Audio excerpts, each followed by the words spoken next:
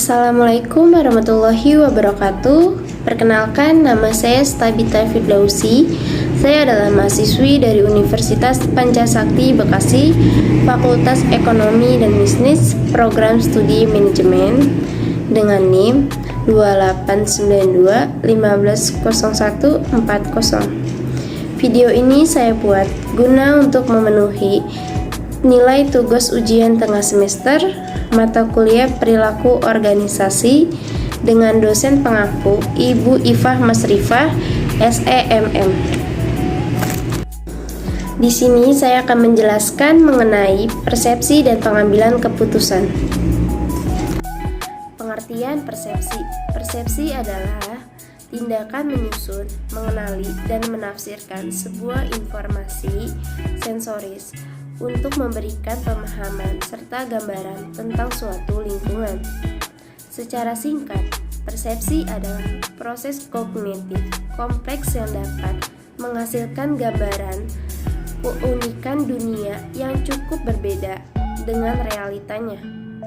Perlu diketahui bahwa persepsi ini tidak hanya bergantung pada rangsangan fisik saja, namun juga tergantung pada rangsangan sekitar dan kondisi yang ada pada seseorang.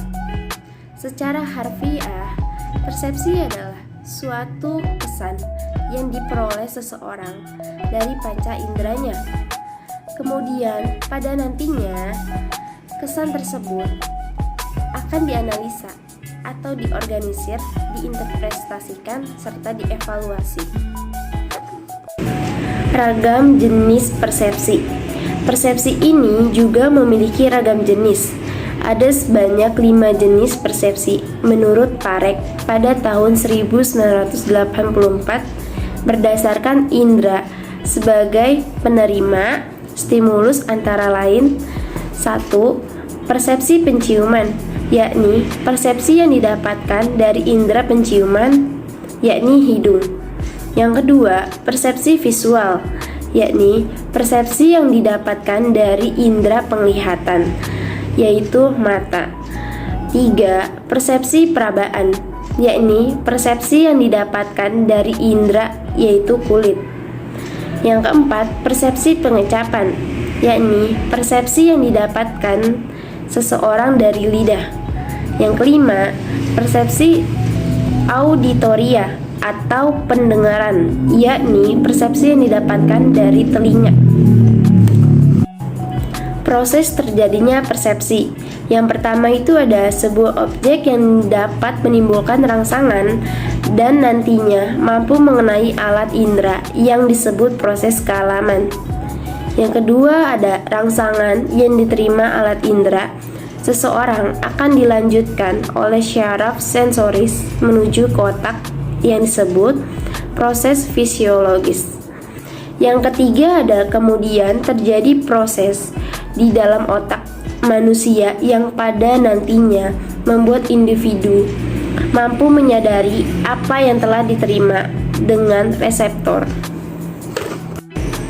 Faktor-faktor yang mempengaruhi persepsi.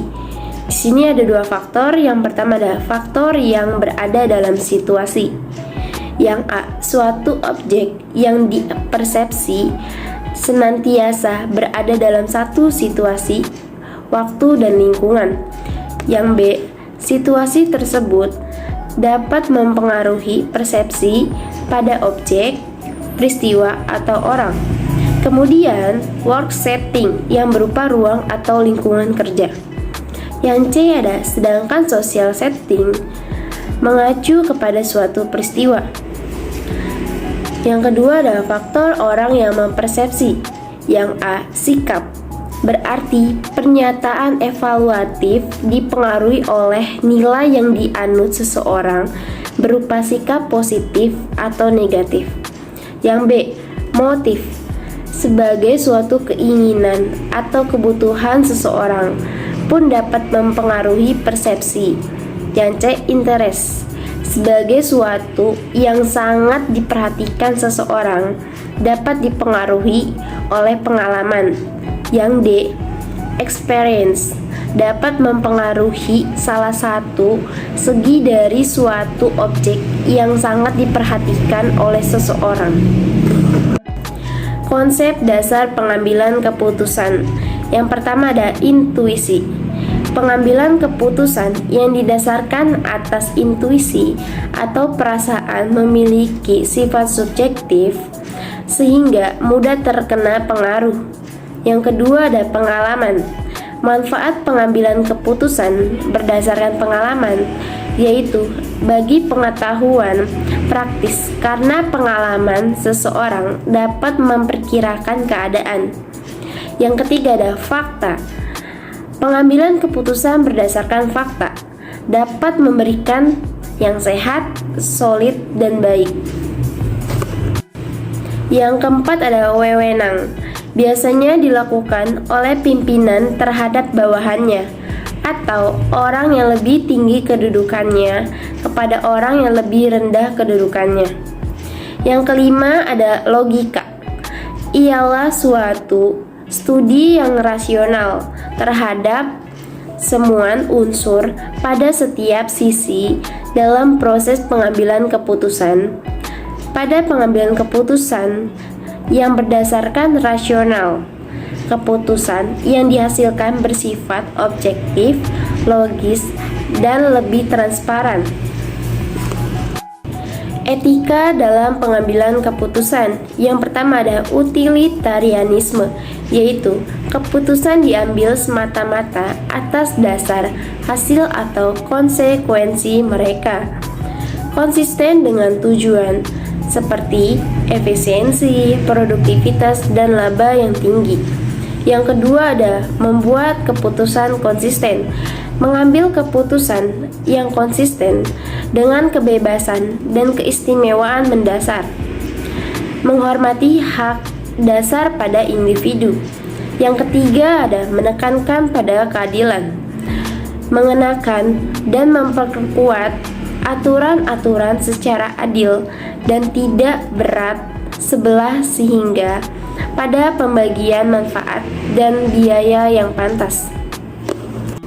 Hubungan antara persepsi dan pengambilan keputusan individual. Pengambilan keputusan terjadi sebagai reaksi atas masalah, yaitu sebuah perbedaan antara situasi yang sekarang dan yang diinginkan, yang mengharuskan kita mempertimbangkan alternatif-alternatif tindakan. Setiap keputusan kita membutuhkan untuk menginterpretasi dan mengevaluasi informasi.